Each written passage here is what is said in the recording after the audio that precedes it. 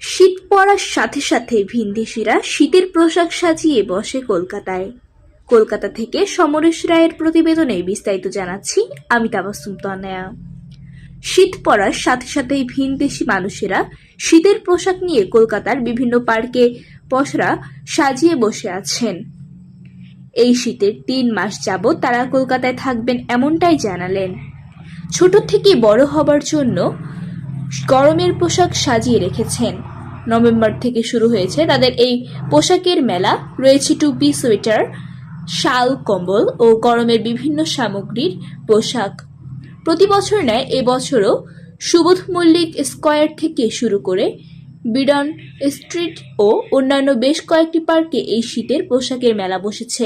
বিভিন্ন জায়গা থেকে ক্রেতারাও শীতের প্রয়োজনীয় জিনিস কিনতে ভিড় জমাচ্ছেন দোকানে দোকানে। এবং এই বছর শীতের নতুন পোশাক কি সেটাও ক্রেতারা জানার চেষ্টা করছেন। ভিনদেশীরা শীতের পোশাক নিয়ে কেউ এসেছেন দার্জিলিং থেকে, কেউ এসেছেন শিলিগুড়ি, কেউ এসেছেন হিমাচল প্রদেশ, কেউ এসেছেন ত্রিপুরা থেকে, নেপাল ও চায়না থেকে তাদের দেশের নিত্য নতুন শীতের পোশাক নিয়ে।